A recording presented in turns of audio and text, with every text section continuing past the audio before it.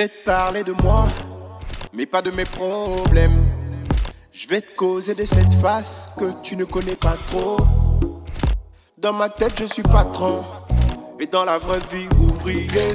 Laisse-moi te causer de cette facette qui me dit vous êtes filmé, souriez. Peu importe comment tu m'aperçois, oh, je suis personne, même si à tes yeux j'impressionne. Bienvenue dans People Interview. Merci. Le concept de People Interview, c'est d'avoir un entretien à travers 3 axes. Parler un tout petit peu de ton passé, un peu de ton présent et un peu de ton futur. Bien entendu, conclure par ton message, ta philosophie de vie. Donc, savoir pourquoi est-ce que tu entreprends tout ce que tu entreprends. Qu'est-ce qu'on doit retenir de toi? Pour commencer, comment ça va? Je vais super bien, merci. Ça va. Je commence toujours par une question de présentation et j'essaie de le faire le plus simplement possible. Si aujourd'hui tu dois te présenter de la manière la plus naturelle, comment est-ce que tu te présentes? Alors je dirais déjà que je m'appelle Audrey. Yes.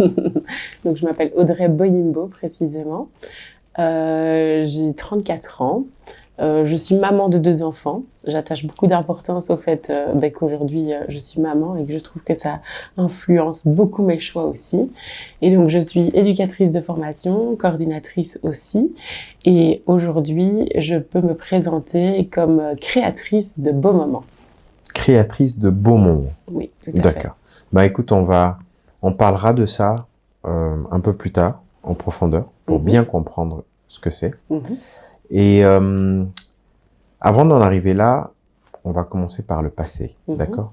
Et la question que j'ai toujours quand il s'agit de passé, c'est de savoir, Audrey, la petite fille, comment est-ce que tu étais? Alors, est-ce que je dois remonter à ma naissance? Non. Tu vas là où ça te... Ok, là où j'ai besoin. Ouais. En fait, cette petite fille, elle me définit clairement aujourd'hui parce que je pense que j'ai toujours été une petite fille curieuse. Je pense, aujourd'hui, j'ose le dire, parce qu'à un moment donné, il faut le dire. Je pense avoir été une fille très intelligente. Je pense que je suis toujours, mais je pense que enfant, ça a été très fort marqué. Pourquoi? Parce que déjà, une première chose que je pourrais raconter, c'est qu'en fait, j'ai passé une classe. Donc, j'ai pas fait ma 2e maternelle. D'accord. Alors, moi, je trouve que ça a jamais vraiment impacté ma vie, mais parfois, en fait, je me rends compte avec du recul que je me dis, mais en fait, si, parce que au final, j'ai jamais été entourée des personnes qui avaient le même âge que moi. J'ai toujours été la plus petite dans un groupe de plus grands.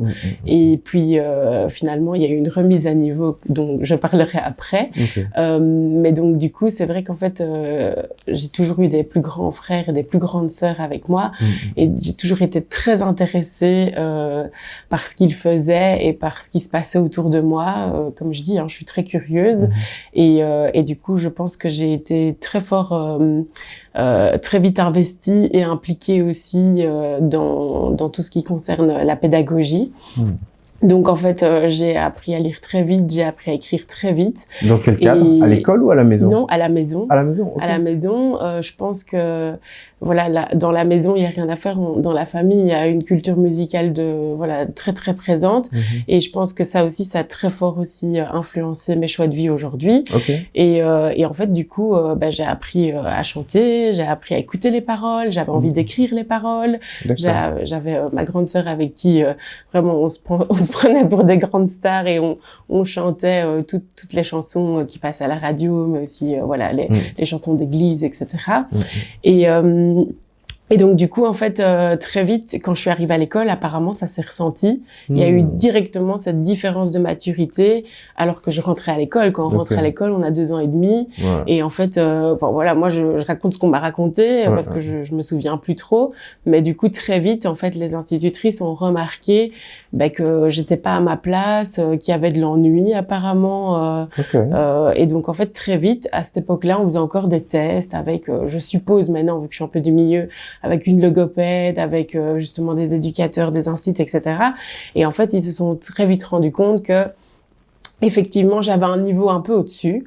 Alors aujourd'hui, on pourrait parler d'HP ou de je ne sais quoi, mais voilà, à ce moment-là, en tout cas, on parlait pas de ça. Et en fait, ils ont juste pris la décision, je pense, avec voilà tous les accords qui étaient nécessaires de mettre en place à cette époque-là. Donc j'étais à l'école Prince Baudouin à Woluwe, justement, à Woluwe-Saint-Lambert. Et du coup, ils ont décidé de me faire passer en 3e maternelle. Okay. Donc j'ai pas fait de 2e maternelle. Moi, personnellement, à ce moment-là, je pense que ça n'impacte pas vraiment ma vie. Aujourd'hui, je dirais quand même que, voilà, je commence à me dire que quand même, il y a eu un impact par rapport à tout ça. Dans quel sens tu sens aujourd'hui? Du coup, déjà par rapport à, comme je dis, à mes relations, c'est que du coup, c'est vrai que j'ai tendance toujours à aller vers des personnes qui ont quand même un seuil de maturité encore plus élevé que moi. Okay. J'aime bien les débats, j'aime bien pouvoir échanger. En tout cas, je suis très intellectuelle, c'est vrai. J'ai quand même besoin, de me cultiver. Je garde cette curiosité aussi que j'ai toujours eue. Et mais c'est surtout dans mes relations, quoi. Je dirais vraiment par rapport à ça. J'ai une question qui me vient comme ça à l'esprit. Tu te rappelles de la première chanson que tu avais aimée plus que d'autres, où tu avais étudié les paroles, ta chanson préférée de l'époque, tu te rappelles de ça? S'il y en avait une. Oui, je pense. Franchement, je pense que c'était Amel Bent, Viser la lune. Ah, ok. Ouais, je pense que c'était ça. D'accord. En tout cas, en français. Parce que sinon, en anglais, je crois que les Destiny's Child sont passés devant. Ah, ok. Bien plus tôt et tout. Ok, d'accord. Okay. Ouais, du coup, mais c'est vrai que j'ai un souvenir marquant de ce premier single de Amel Bent que j'ai reçu, de cette chanson. Et puis, en plus, aujourd'hui, maintenant, je me rends compte de la signification de la chanson. C'est incroyable, donc tant mieux. Voilà.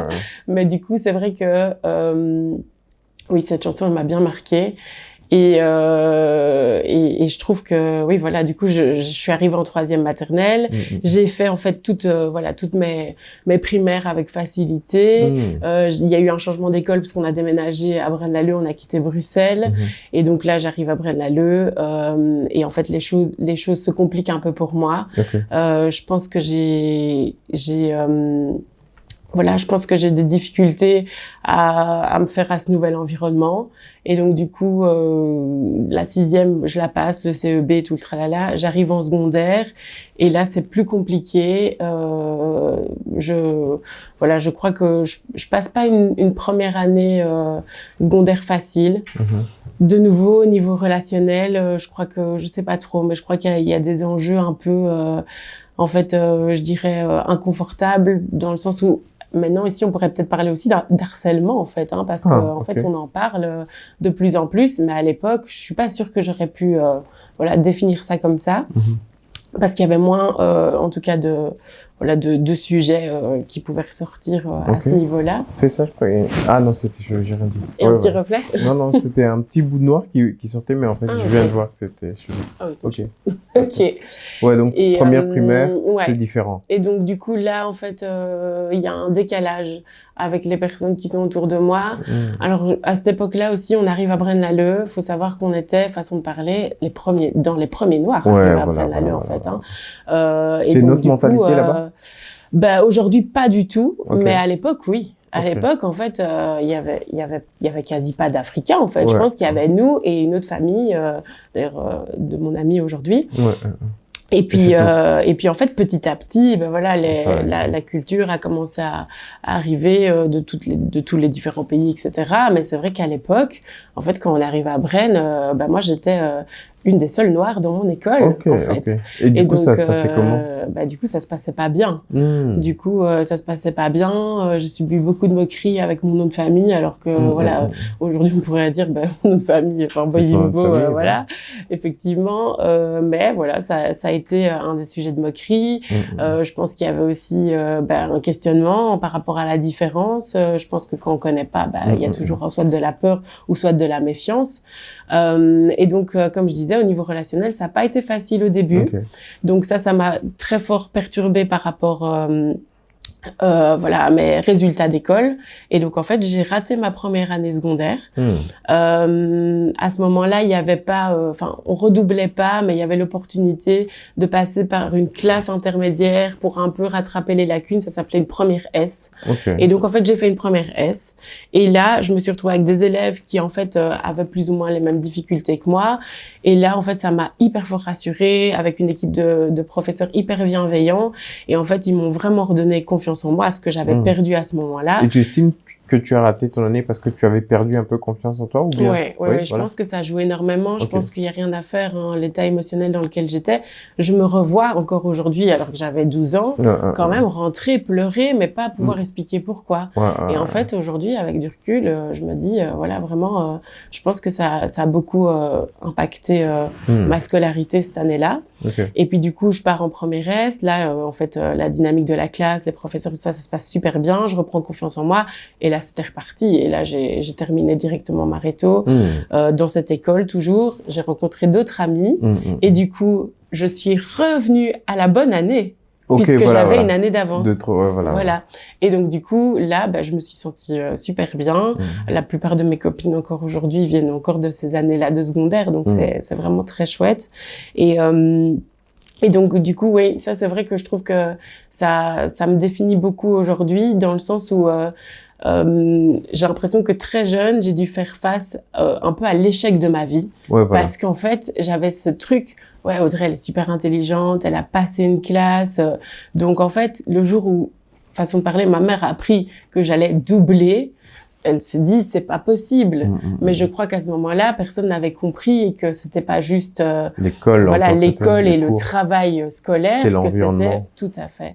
Alors, j'ai eu la chance parce que vraiment, j'aurais pu changer d'école et tout le tralala, machin. Mais en fait, vraiment, j'ai réussi à me resécuriser, comme on dit, dans cette école-là. Donc, finalement, j'ai continué et je suis hyper ravie parce que cette école était très chouette aussi, quoi. Ok. Et aujourd'hui, avec le recul, qu'est-ce que tu dirais, quel conseil tu donnerais, par exemple, à une mère qui a des enfants dans dans cet environnement-là? Selon toi, comment est-ce qu'elle doit agir? Comment est-ce qu'il faut réagir ou agir pour garder le cap? Je dirais que, en fait, la communication, c'est la clé. Je pense que on fait partie d'une génération où nos parents, en fait, ils n'ont pas eu la chance d'apprendre à communiquer avec leurs enfants et surtout de mettre au centre vraiment de la relation la communication, dans le sens où c'est pas que je parlais pas à ma maman, loin de là, mais il y avait peu d'échanges quand même par rapport à ce qui se passait. Et je pense qu'aujourd'hui, on a la chance, déjà avec les réseaux, avec même l'actualité qui finalement vient mettre vraiment en lumière tous les tabous qu'il y avait avant, de pouvoir en fait parler avec ses enfants. Et donc moi, je trouve que en tant que parent, vraiment, il faut communiquer. Et c'est pas facile de mettre en place une relation où du coup la communication devient fluide entre soi et son enfant, mais du coup en fait c'est vraiment quelque chose à transmettre dès le plus jeune âge pour que ça devienne en fait naturel et fluide dans le quotidien, quoi. Mais effectivement, nous on vient d'une génération de parents où en fait il fallait pas parler, il fallait limite taire ses émotions. Tu pleures, tu dis pas pourquoi. Allez, arrête de pleurer, on passe à autre chose. Vraiment. Voilà. Ok, très bien. Et alors, comment se passe la fin de tes études et le début de la vie active? Alors, du coup, la fin de mes études se passe très bien. Je me retrouve un peu perdue quand même par rapport à ce que je veux faire. Mais en fait, du coup, pendant mes secondaires, je me dirige vers des études sociales, techniques sociales. Et en fait, là, je le sais depuis toujours et depuis que je suis toute petite que je veux travailler avec des enfants. Et là, c'est sûr et certain, je veux travailler avec des enfants. J'étais collée aux enfants tout le temps. Donc, j'ai fait les scouts. J'ai été moi-même chef aux scouts. Donc, j'étais chef lutin. J'étais aussi animatrice pour les stages enfants. C'était un de mes premiers jobs étudiants chez Sésame Nature. Et puis après, en fait, j'ai réussi à avoir tous mes jobs étudiants dans ce cadre-là. J'étais animatrice anniversaire au Kinépolis. Mais donc, j'ai limite mis en place les premiers anniversaires du Kinépolis avec la manager à l'époque. j'ai aussi un peu guidé, etc. On a fait des testings et puis en fait, on s'est rendu compte de plus en plus comment faire. J'ai aussi beaucoup formé des filles qui arrivaient après moi avec elles, alors que j'étais toujours étudiante. Donc ça, c'était vraiment un beau parcours à ce niveau-là. Puis j'ai aussi animé des anniversaires dans d'autres ASBL où j'étais déguisée en pirate. Je faisais le Goulfi de Waterloo. Enfin, vraiment des trucs. Aujourd'hui, je me dis, mais en fait, c'est vrai, je fais tout ça, vraiment. Et donc, c'est vrai que du coup, en fait, très vite, je me suis rendu compte que l'animation, vraiment le monde de l'enfance, de la petite enfance, c'était mon truc, quoi. Et donc c'était évident, j'allais devenir instit parce que pour moi travailler avec des enfants, c'était être prof, être instit. Et puis en fait du coup j'ai commencé à Louvain-la-Neuve, j'ai fait une première année, j'ai fait instit primaire. Et en fait ça s'est pas super bien passé, mais pas mes études de nouveau. Mais déjà, pas de chance. Je suis tombée vraiment, mon premier stage, c'était chaotique. Quoi que je faisais, rien n'était bon. La prof, l'instit qui me guidait, donc ma maître de stage, je crois que voilà, c'est pas passé, elle m'aimait pas. Et en fait, avec du recul, je me dis, mais en fait, j'étais beaucoup trop créative pour elle, en fait. J'arrivais pas à rentrer dans le moule. Oui, c'est ça, dans le rang, quoi. En fait, il y a un programme scolaire avec une pédagogie bien stricte et bien organisée pour que les écoles ne fassent pas n'importe quoi. Mais en fait, pour moi, c'était trop rigide. Donc, en fait, je me suis dit, mais qu'est-ce qui se passe? Où est-ce que je vais? Puisque je ne vais pas là et que dans ma vie, je me suis toujours dit que je devais être avec des enfants. Et en fait, j'ai vite fait un petit suivi et conseil d'orientation, et on m'a conseillé de travailler, d'étudier le boulot d'éducatrice.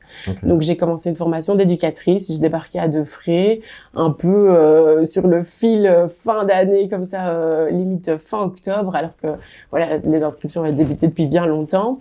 Et donc j'ai décidé de commencer les études en sachant vers où j'allais, je ne sais pas trop, mais si j'ai la possibilité de travailler avec les enfants, on verra bien. Et puis en fait là, ça a été la révélation. En fait là, j'ai adoré. Je me suis sentie hyper libre dans le sens où en fait, donc le boulot d'éducatrice, c'est vraiment d'accompagner les personnes, que ce soit des enfants, des personnes âgées, des adultes, des personnes en situation de handicap. Et comment, en fait, ça doit venir de toi. Ça doit venir de toi, c'est toi qui viens poser un petit peu en fait ce que tu es et tes compétences, et en fait tu donnes à l'autre, et avec ça tu l'accompagnes et tu le guides dans ses besoins à lui.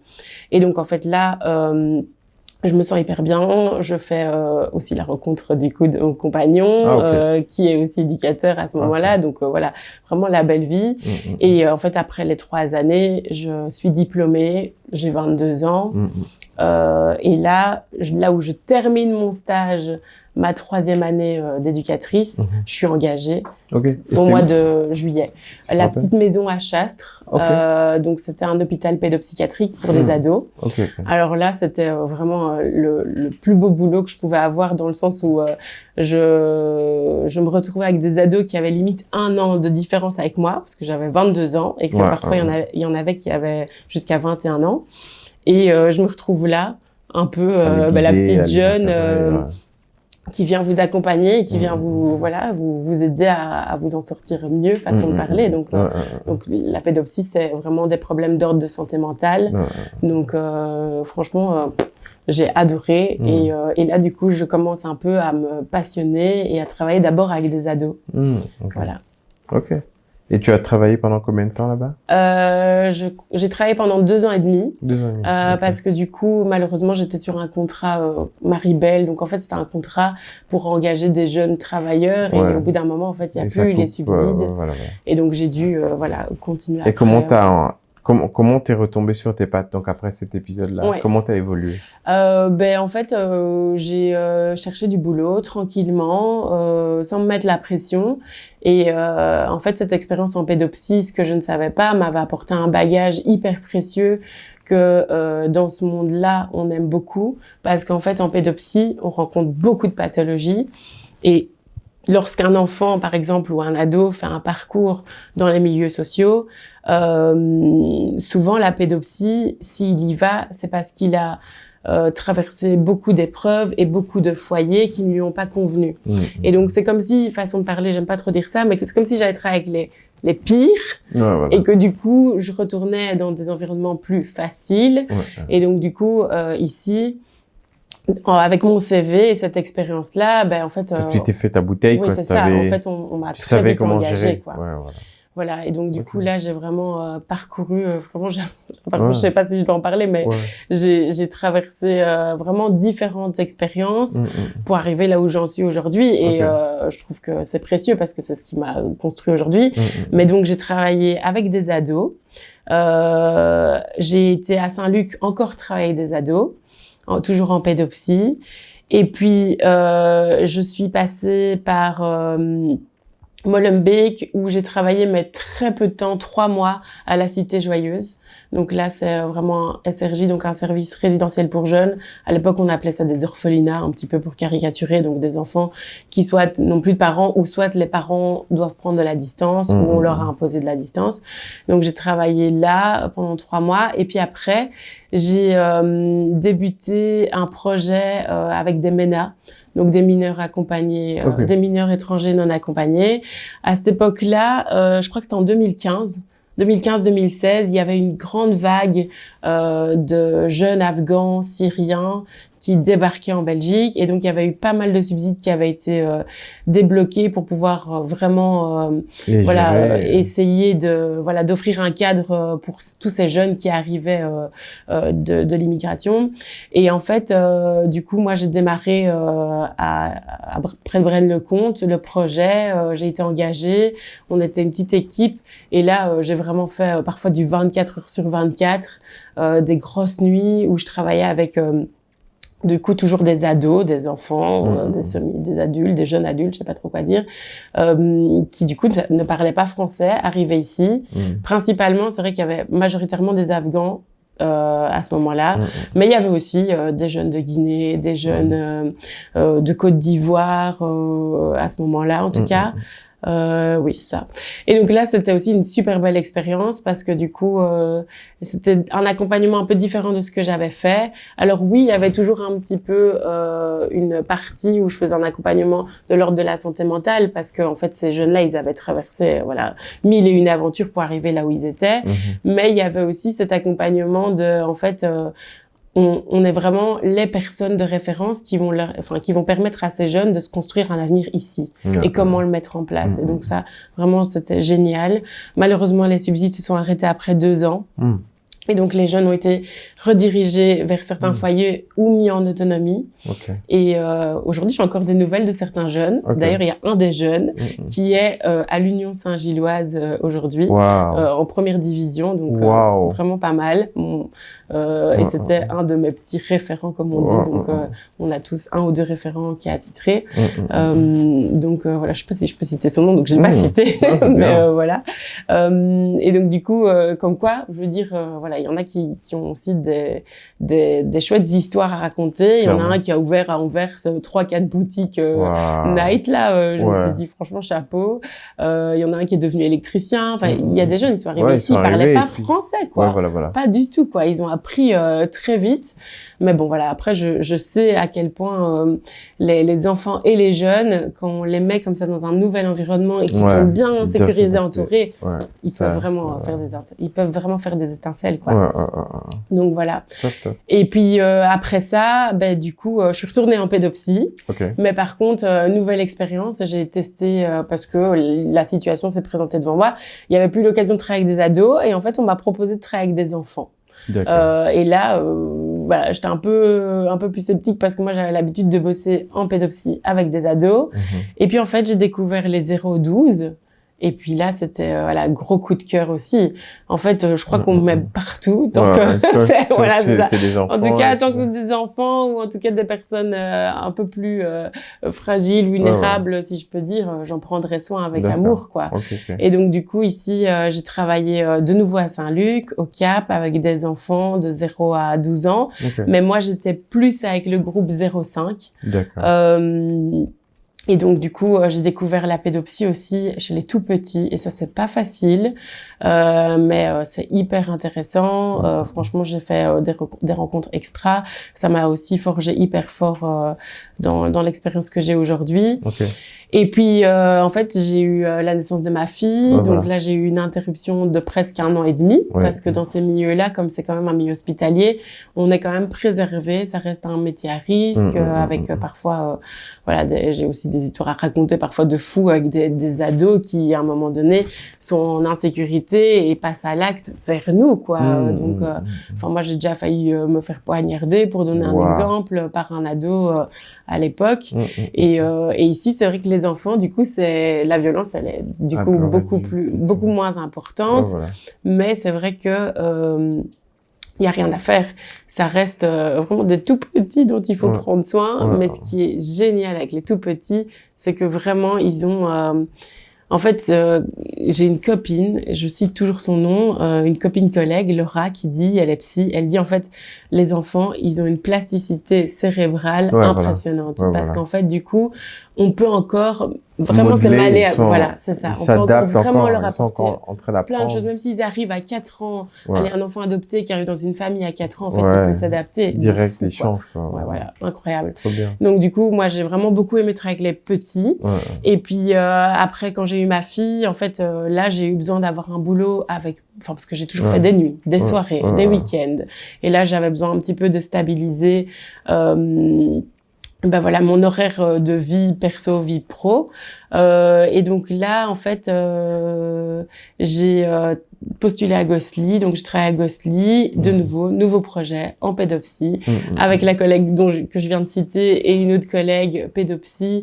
On ouvre en fait un nouveau service dans un hôpital, un service de jour pour enfants aussi de 0 à 12 ans. Mais on les prend, je crois, de 0 à 8, plus ou moins. Et donc là, je suis restée pendant presque 4 ans, jusqu'à l'arrivée de mon deuxième. Et ce que j'ai juste oublié de dire, c'est que quand je faisais mon travail avec les MENA, je commençais à ressentir déjà un peu ce besoin, à un moment donné, de peut-être avoir des horaires un peu moins lourds, parce que là, j'ai vraiment eu une période où je faisais des 24 heures, des week-ends entiers. Et donc, j'avais ma vie qui était rythmée par mon travail, et je commençais à avoir ce désir de devenir maman. Mais voilà, on voulait pas aller trop vite non plus. On travaillait tous les deux de nuit, donc c'était vraiment n'importe quoi. Et donc, du coup, en fait, j'ai décidé de reprendre des études. Et là, du coup, j'ai refait des études qui m'ont permis de passer cadre dans le secteur dans lequel je travaillais, coordinatrice, voire même directrice. Mais j'ai rien fait de ça jusqu'à l'arrivée de ma fille. Et là, j'ai du coup construit le projet avec mes collègues, en prenant cette place d'éducatrice au début, mais en sachant que j'allais devenir coordinatrice dès que l'équipe allait s'agrandir, que j'allais superviser aussi du coup le reste de l'équipe. J'ai une question comme ça. Est-ce que cette expérience, on va dire, toutes ces expériences-là, ont eu un effet sur la relation avec ta fille quand elle est arrivée? Ah oui. Oui, bien sûr. Comment tu peux en parler? Alors, si tu n'avais pas fait ça, comment tu imagines que ça allait se passer? En fait, je me suis sentie hyper vulnérable et hyper incompétente. Ça, c'était compliqué parce qu'en fait, j'avais fait ça avec tout le monde et j'avais quand même cette facilité de me dire voilà, c'est mon bébé, pas de stress, je vais gérer. Mais en fait, je me suis dit mais purée, en fait et si j'arrivais pas à faire tout ça? En plus, moi, je sais la finalité de qu'est-ce qui se passe quand on n'est pas capable, quand on n'a pas la possibilité, les moyens financiers ou même mentaux, etc. En fait, du coup, ça me faisait très peur. Donc tu as eu la peur de ton travail, en fait, de retrouver ton travail à la maison. Clairement. Comment tu t'y es pris, en fait, pour que les choses se passent? Ben en fait j'avais un papa, enfin un compagnon qui lui m'a sauvée parce qu'en fait moi souvent quand je suis stressée c'est lui qui vient tempérer ou qui vient couper le stress et donc en fait ça m'a beaucoup aidée pour un peu voilà me remettre dans le bon endroit mais t'es capable, tu sais le faire, tu le fais et en fait c'est juste t'as juste besoin de qu'on te rassure, t'avais besoin qu'on te rassure un peu pour avancer en fait. Ouais, c'est ça. Parce que en fait, comme on dit, on est toujours le cordonnier le plus mal chaussé. Voilà. En fait, tout ce qu'on fait chez les autres, Alors qu'il y a des trucs que je sais. Je sais, par exemple, qu'elle avait besoin de X heures de sieste, mais il n'y avait rien à faire. J'avais quand même ce besoin d'aller soit de vérifier sur Google, soit de demander à 1000 amis, et vous, il dort combien de temps, etc. Mais pourtant, si on me parle plus de ma fille à ce moment-là et qu'on me demande conseil, je vais pouvoir tout expliquer, tout raconter, quoi. Mais quand c'est soi, c'est vrai que, ça prend au trip, hein. Rien à faire. Et donc, là, t'arrives à avoir 2 filles. Non, j'ai une fille et un garçon. Ah, ok, donc une fille et un garçon. Ouais, c'est ça. Alors, quand le garçon arrive, est-ce que ça va mieux? Tu parviens, donc t'as l'expérience de ta première fille. Est-ce qu'avec le garçon, ça se passe mieux? Ou bien tu restes quand même dans cette incertitude parce que c'est moi? Comment je fais? Non, ça se passe mieux quand même. Ok. Il y a l'expérience du premier qui fait qu'on se sent un peu plus, outillé. Et comme de base, je suis déjà outillée, là, c'est bon. Et là, c'est là, c'est bon. C'est vrai que là, je me suis beaucoup plus sentie sécurisée avec le deuxième. T'avais tes repères, quoi. Je me sentais bien. Bon. Maintenant, parlons un peu de maintenant. On rentre dans le présent. Et alors, qu'est-ce que tu fais aujourd'hui? Est-ce que tu es toujours dans la continuité de ce que tu faisais dans le passé? Est-ce que tu fais toujours le même travail? Est-ce que tu as changé? Comment est-ce que tu gères finalement ta vie de maman et ta vie pro aujourd'hui? Je suis en questionnement non-stop déjà parce que y a rien à faire. Je pense qu'on a une génération aussi un peu comme ça où on essaie de trouver. En fait, soit on se pose beaucoup de questions, un peu comme moi, et du coup on essaie de trouver vraiment la bonne chaussure à son pied, ou soit on se laisse un peu porter et on se dit on se prend pas trop la tête. Mais moi, il y a rien à faire. En fait, j'ai cherché longtemps l'idéal parce que j'étais inconfortable. En fait, j'étais inconfortable dans le travail que je faisais, pas parce que je l'aimais pas, mais parce qu'en fait aujourd'hui, je me rends compte à quel point on a cette pression où en fait il faut être parfait au boulot, il faut être parfait à la maison, il faut vraiment être cette girl boss. Moi j'étais chef d'équipe, il y avait combien de personnes dans mon équipe? Je sais pas, je dirais une dizaine. Et en fait j'étais jeune maman aussi en fait. Et je suis passée chef d'équipe, ma fille elle avait 5 mois et demi quoi. Donc c'était pas facile. Et puis en fait voilà, les choses se sont mises en place. Mais c'est vrai qu'aujourd'hui je suis passée quand même par une phase où je ne faisais plus du tout ce que je fais aujourd'hui parce que j'ai presque eu un découp. En fait, j'ai eu un burn-out. J'ai eu Tu es passée vers le burn-out. C'est juste avant l'arrivée de mon deuxième. Donc, j'ai cette place de coordinatrice que j'aime beaucoup, mais en fait, je travaille tout le temps, même à la maison, alors que c'est pas dans mon horaire et tout ça. Et forcément, j'ai ma fille à gérer, mais par contre, il y a le désir d'un deuxième enfant, et on a quelques difficultés pour avoir ce deuxième enfant, en fait. Et donc, on rentre dans tout un processus, avec des déceptions, avec des suivis médicaux. Et donc là, c'est l'arrivée de... c'est ça. Et puis après, il y a l'arrivée d'Elijah. Mais en fait, du coup, je pense qu'il y avait déjà cette surcharge au niveau du travail. Et puis, le fait d'avoir rajouté en fait la surcharge médicale à côté, ça a été de trop pour moi. Et en fait, j'ai dû m'arrêter. Et mon excuse, parce qu'à ce moment-là, c'était très compliqué aussi de m'arrêter, parce que j'avais l'impression d'abandonner tout le monde, quoi. On te donne une place de chef d'équipe, t'as un super chouette poste, et puis en fait, tu gères pas. Donc en fait, moi, j'arrivais pas. Donc en fait, j'ai fini par dire, écoutez, en fait, j'ai besoin d'un peu de recul, parce que j'ai cette prise en charge médicale qui va commencer, et que j'ai ce désir de fou, moi, d'être maman une deuxième fois. Et donc du coup, je me mets à l'arrêt. Pour ça, mais en fait au moment où je me mets à l'arrêt pour ça, en fait je me rends compte que c'est plus que ce que j'imaginais et qu'en fait le boulot prenait trop de place. Du coup j'entame aussi un suivi à psy à ce moment-là. Enfin moi je suis moi-même en train de travailler depuis des années dans la santé mentale, donc en fait ne pas être suivi par un psy c'était de l'ordre de l'impossible. Je peux comprendre à quel point c'est important et donc je mets en place et là en fait le psy il dit mais madame vous êtes en feu partout. Vous êtes en feu partout. Parce que du coup, à ce moment-là, qu'est-ce qui se passe aussi? C'est que mon compagnon ouvre son entreprise. Il commence donc il crée une entreprise et il fait des smash burgers.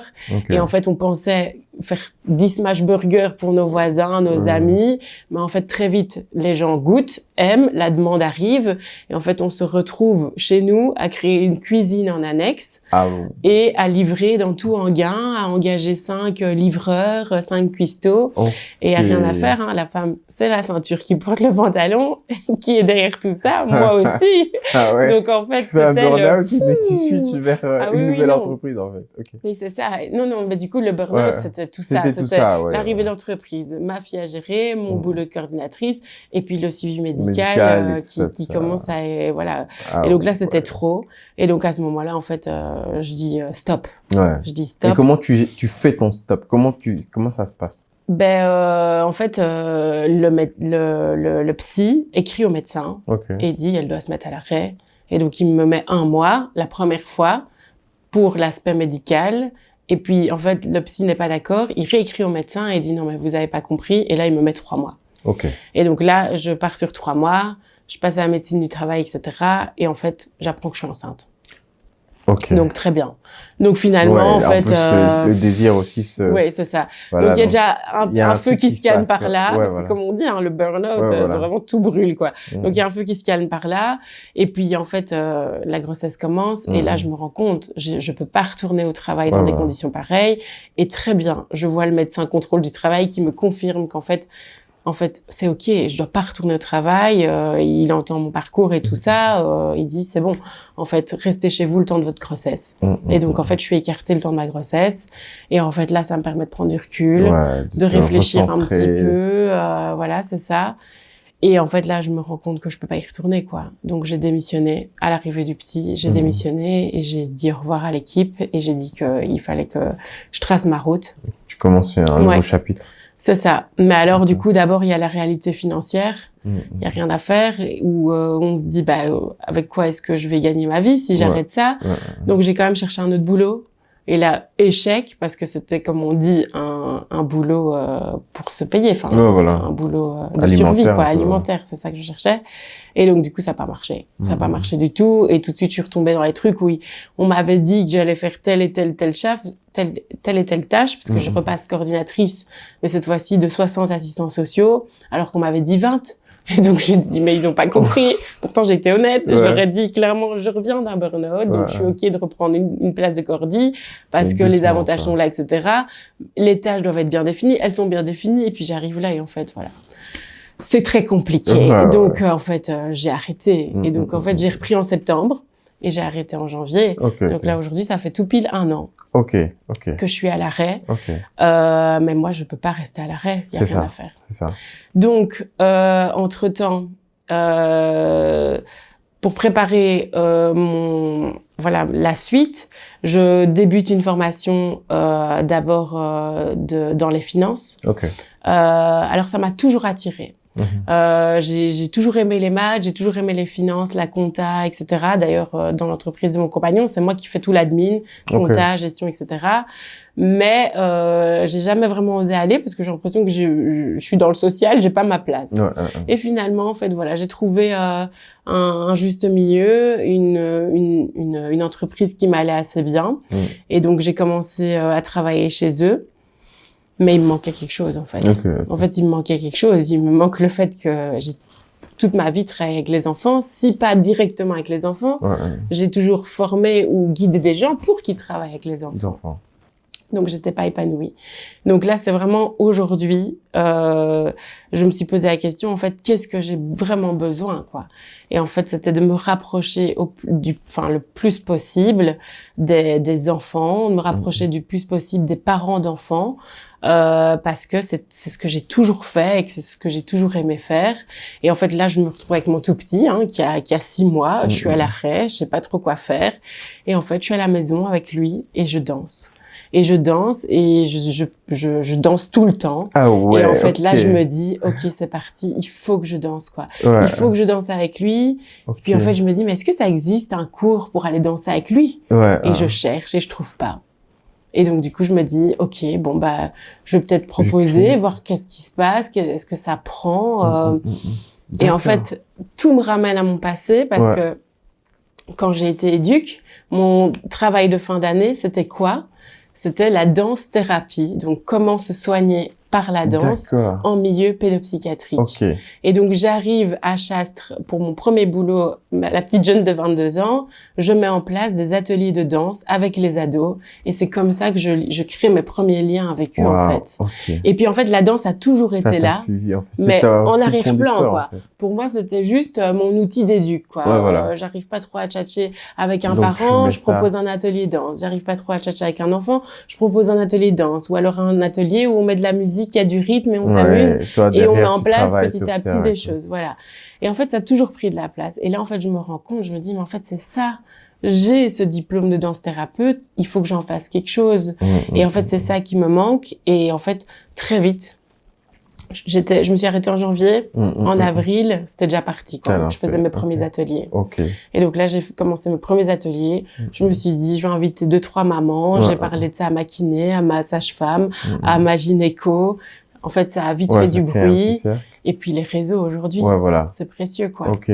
Donc je me suis fait aider, je me suis fait guider, je me suis formée.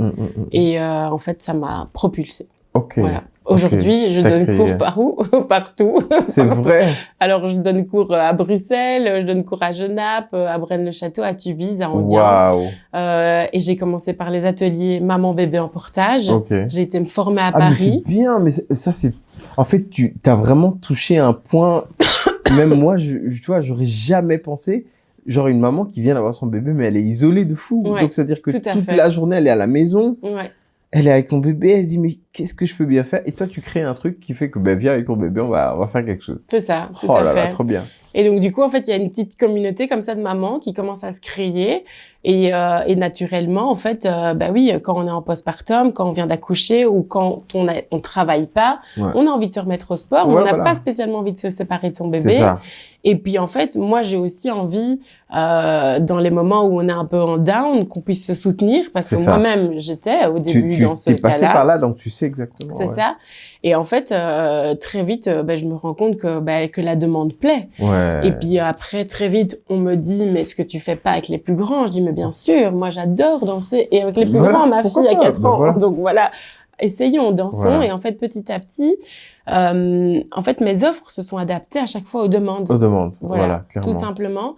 Et donc là, je fais des ateliers de danse maman-bébé en portage, des ateliers de danse parent-enfant. Donc en tant que parent, tu viens avec ton enfant et en fait, tu renforces le lien. Tu crées le lien. Ouais, voilà, c'est une là. activité ensemble. Et en fait, ça, c'est des choses que je faisais avant. C'est des parents qui étaient à distance de leurs enfants. Et parce qu'ils étaient placés par le juge. Et en fait, ils revenaient et ils savaient pas trop comment rentrer en relation avec leurs enfants. Et moi, en fait, je coupais cette gêne avec le média qui était la danse, en fait. Et ici, je ne le propose pas à des parents qui ont des problèmes ou quoi. En fait, je le propose à tout le monde. C'est tout public. Et donc, en fait, voilà, je pense que ce qui plaît, c'est qu'on est aussi dans une phase dans notre société après Covid, après tous ces réseaux qui viennent nous envahir, les écrans, etc. Où en fait, on sait plus trop comment, voilà, venir rencontrer l'autre et rentrer dans la relation avec l'autre. Clairement. Et donc, on manque parfois d'outils. Et donc, en fait, la danse, pour moi, c'est la clé, quoi. Donc ici, je crée Beaux Moments. Ok. Donc, je viens proposer des beaux moments aux parents et aux enfants, tout simplement. Trop bien. Et donc, maintenant, j'ai encore élargi mes offres. Donc, je vais même dans des crèches, dans des écoles, proposer des ateliers d'éveil corporel. Là, c'est vraiment venir aussi travailler l'image de soi, vraiment venir essayer de faire prendre conscience aux enfants de leur enveloppe corporelle, du développement corporel, de l'expression corporelle qui est très importante aussi. Et en fait, de se sentir bien dans sa peau et surtout de prendre du plaisir, tout simplement. Ce que je fais aussi avec les mamans et les bébés, et voilà, quoi. Waouh, trop bien. Voilà. Trop bien, beau moment. Ouais, beau moment, c'est ça. Mais alors, c'est pas fini. Ouais, si je me permets. Bien sûr. C'est que du coup, je pense que ça a toujours été en moi parce qu'en fait, donc il y a ce côté-là où la danse a toujours fait partie de ma vie, où en fait je fais rentrer ça dans les études, mais il y a aussi ce côté où il y a rien à faire. J'ai été coordinatrice, j'ai ce besoin. En fait, j'adore organiser. Ici, on est parti à Noël avec la famille, on était 40. On est parti à Spa, week-end en famille. Moi, j'adore coordonner ça. Enfin, j'ai une passion et en fait, je ne le savais pas. J'ai une passion pour l'organisation, la planification. Moi, quand tu me donnes plein d'agendas et que tu me dis centralise, c'est pas une corvée en fait. J'aime trop. Tu me dis fais l'horaire des enfants pour qu'ils rencontrent leurs parents, pour qu'ils passent du temps, pour que machin, un peu comme je faisais en tant que coordinatrice, et attribue une tâche en fonction des compétences de chacun. Je le fais aussi avec plaisir. Et en fait, je me suis rendu compte que l'entrepreneuriat, c'était ça. En fait, tu crées vraiment et tu planifies et tu organises ton temps ou le temps d'autres personnes selon les besoins et les compétences de chacun. Et en fait, là, je me suis dit, OK, en fait, il faut que je sois dans l'entrepreneuriat et que je m'écoute et que je puisse vraiment développer mes compétences dans ce niveau-là, à ce niveau-là.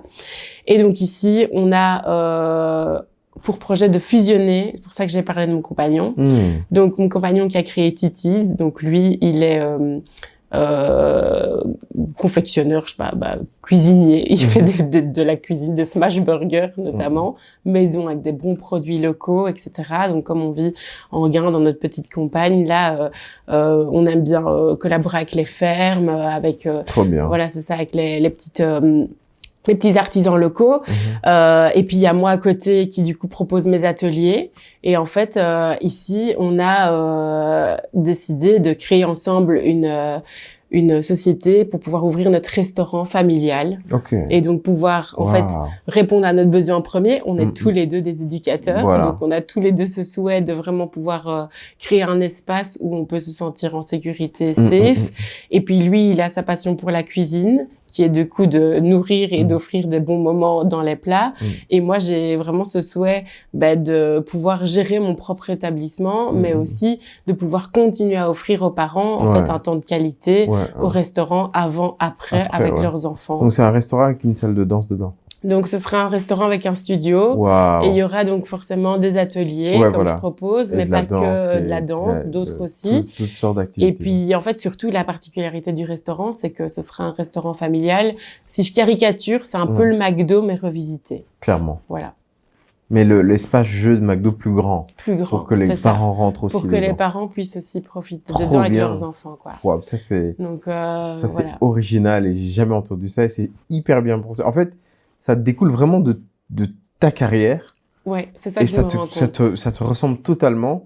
Et du coup, là, tu viens de faire quelque chose qui découle de la passion de ton compagnon. Et du coup, c'est vraiment original. Et je pense que ce genre de projet, ça va devenir très grand, hein, parce que... En tout cas, c'est notre souhait. On y travaille. En tout cas, là, on est déjà à l'étape où on cherche le lieu activement. Donc, on est vraiment bien investi là-dedans.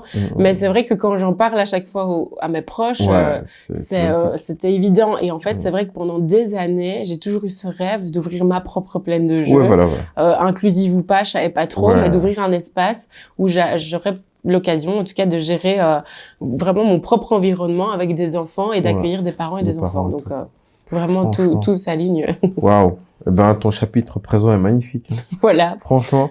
Donc, du coup, en fait, la fin du présent, en fait, nous fait voir le futur. Oui, tout à fait. Donc, on va dire dans un futur proche, c'est ça qu'on imagine. Donc, ça veut dire que moi, j'imagine déjà un resto avec un espace, une porte comme ça, genre la porte que tout le monde veut franchir parce qu'il y a des activités qui se passent.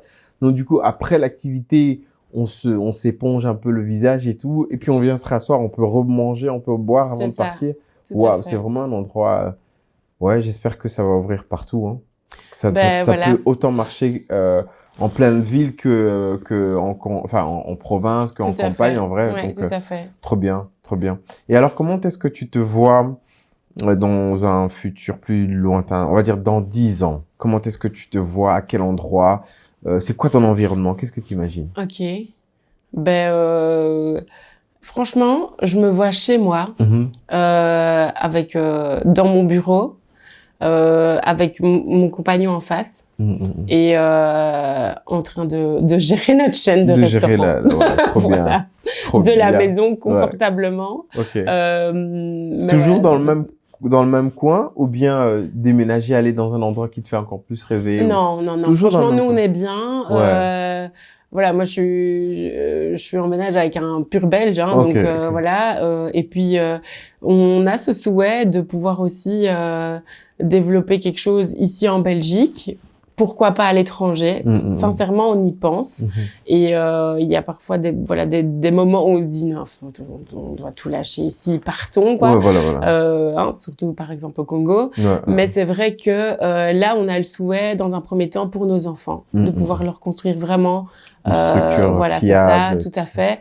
C'est leur avenir aussi. On a notre maison. On aimerait bien leur laisser plus qu'une maison ici, en tout cas. Même si l'avenir aujourd'hui, avec quand on voit la société, comment elle évolue, est incertain. En tout cas, on espère pouvoir leur laisser cette base-là. Voilà, des fondations ici, quoi. Très bien, très bien, trop bien. Moi, je vois déjà un peu le message de la dernière question. Mais bon, je vais quand même poser la question, je vais formuler. Donc, à travers la personne que tu étais, la personne que tu es devenue et la personne que tu vas être demain, quel est le message qu'on doit retenir de ta démarche, de ta manière de vivre, des études, des formations que tu as fait, de la carrière que tu as fait? Qu'est-ce que tu veux nous faire comprendre? Quel est le message le plus important qu'on doit retenir de toi? Quelle est ta philosophie de vie? C'est vrai que là, pour le moment, moi, c'est en fait, je trouve que le secret d'être là où j'en suis aujourd'hui, c'est d'abord de bien s'entourer. Donc, bien s'entourer. Ici, j'ai beaucoup parlé de mon compagnon, mais je crois que c'est parce qu'en fait, il a joué aussi un grand rôle pour moi dans tous mes choix et dans mes décisions. Mais il n'y a pas que lui. J'ai aussi parlé, par exemple, de mon psy. J'ai parlé de certains collègues aussi. Donc en fait, je dirais bien s'entourer, mais je peux pas dire que de la famille ou que des amis ou que professionnellement. Je dirais vraiment essayer de comme je disais, de bien communiquer, de soigner ses relations et de bien s'entourer pour pouvoir être guidé, même si on se connaît parfois soi, d'avoir aussi l'opinion des autres sans spécialement prendre en compte que ça. En tout cas, c'est précieux. Parce que du coup, moi, je trouve que ça m'a vraiment permis de croire en mes rêves et d'oser franchir certaines portes que j'aurais pas franchies. Parce que quand je raconte à une amie de longue date que j'ai pas vue depuis 2-3 ans et que je lui dis voilà, c'est ça mon projet, et qu'elle me dit mais oui, c'était évident. T'attendais quoi, en fait? En fait, là, ça nous donne confiance. Enfin, ça me donne confiance, ça me donne envie d'y aller. Parce qu'en fait, je me dis, oui, elle me connaît. Elle connaît mon parcours de vie. Si je viens de le partager, et c'est vrai que je voyais aussi dans tes yeux, oui, c'est vrai, waouh, en fait, tous les liens. Et c'est vrai que moi, je me rendais pas compte du tout. Et du coup, moi, je dirais, ouais, donc bien s'entourer et puis oser, en fait. Et c'est vrai que ça fait peur, l'inconnu, ça fait peur, le changement. Mais une fois qu'on est dedans, en fait, au final, ça fait plus si peur que ça. Donc ça, c'est vraiment, pour le moment, c'est ce qui me guide et qui m'aide beaucoup. C'est de me sentir en sécurité parce que je suis vraiment bien entourée. Je me fais aider aussi par Entreprendre Wapi, qui est une structure d'aide à l'accompagnement pour ouvrir ce genre d'établissement. Et sans eux, aujourd'hui, mon business plan, il serait pas fait. Sans eux, j'aurais pas les fonds nécessaires. Donc c'est précieux aussi. Et puis quand je dis qu'il faut oser, c'est que en fait, c'est vraiment hier, je suis tombée en panne et en fait, j'ai osé m'adresser à un monsieur qui ouvrait par hasard la porte de son garage. Excusez-moi, je suis en panne. Est-ce que par hasard vous avez pas des câbles? Et en fait, le gars il m'a aidé, il m'a sauvé et c'était réglé quoi. En fait, j'ai perdu 2 heures avant à attendre, à appeler, à chercher des solutions, alors que finalement, je suis sortie de ma voiture et que j'ai été juste à côté et voir quelqu'un et j'ai osé et c'était réglé quoi. Et donc en fait c'est ce qui se passe aussi. Là je viens de participer à un concours, donc le Mind and Market, et je devais pitcher mon projet devant un jury. On m'aurait demandé de faire ça il y a quelques mois, jamais j'aurais fait, mais là en fait je me dis en fait c'est mon projet, c'est maintenant ou jamais, donne-toi les chances, vas-y. Et donc en fait j'ai osé et j'ai gagné le concours. Waouh, trop bien. Donc je sais pas quoi de te donner comme exemple, mais donc en fait là pour le moment je me dis let's go quoi, il faut y aller quoi. Donc tu sais déjà tu vas oser sur un prochain. Ah oui non mais même ici aujourd'hui tu m'as mis hyper inconfortable de m'inviter ici, je me suis dit mais c'est bon vas-y, j'étais un peu en train de te poser des questions mais en fait qu'est-ce que je dois faire, tu me veux quoi, parce que c'est c'est pas ce que j'aime faire ou c'est Trop pas ce que bien, j'ai ouais. l'habitude de faire. Ouais, Pareil pour les réseaux. c'est ça, Je clairement. montre mon visage là où en fait jamais Mais tu as avant on raison, voyait, clairement. j'ai ma page, j'ai 2-3 photos et j'ose pas trop partager des stories. Mm, mm, Aujourd'hui, en fait, c'est comme ça C'est que j'ai là- de la visibilité. Voilà, J'y vais, en quoi. fait. Trop J'y vais, bien. j'ai pas le choix. Trop bien. Eh ben, si je dois résumer, en fait, tu es le genre de personne qui est pédagogue dans l'âme. Tu aimes bien partager, transmettre certaines choses. Tu as aussi ce côté encadreur. Tu aimes bien t'occuper du plus fragile que toi. Tu as réellement cette âme-là, donc en fait de venir vers plus faible, plus petit que toi. Et en fait, à travers ta mentalité du travail et de toujours rebondir et ne jamais s'attarder sur ses acquis finalement, t'es parvenu à slalomer, mais tout en restant si je peux me permettre, tout en restant dans le même champ lexical. Donc, tout en restant dans l'aide de plus petit que soit, de plus faible en difficulté. Et en fait, en liant ton côté pro et ta vie privée, donc ta vie privée, c'est-à-dire maman de 2 enfants, tu es parvenu à créer un pont. Et finalement, ce pont-là, aujourd'hui, est la définition de ton business, qui est super unique et super personnalisé, mais il fallait y penser. Donc, tu es parvenu à réunir les parents et les enfants dans une activité, souvent dans une période de leur vie où elles se sentent généralement un peu isolées, délaissées. Donc, tu es parvenu à créer une activité pour les mamans qui ont des enfants en bas âge ou des familles qui ont des difficultés à réunir, finalement, retrouver une harmonie parents-enfants. Donc, tu es parvenu à offrir une activité qui lie ça. Et alors, avec ton compagnon, vous êtes dans un projet encore plus grand, c'est recréer le meilleur quick, quoi, le quick le plus beau, quoi, Oui. le quick le plus parfait, le plus confortable surtout. le plus confortable pour les gens. Et en tout cas, waouh, je m'attendais pas à ça, je savais même pas que tu étais dessus, et c'est un projet, en tout cas pour moi, qui va aller beaucoup plus loin que la Belgique, même si tu y tiens à ta Belgique et tout, et c'est pas plus mal. Et je pense que ce genre de projet peut vraiment aller beaucoup plus loin et très vite même, tu vois, parce que c'est clairement un modèle qui manque à la population. Donc, en tout cas, merci d'avoir participé à People Interview. C'était Audrey Boimbo et qui est passée voir Enes Christian dans People Interview. Merci beaucoup. Avec plaisir. Merci à toi aussi. Trop bien.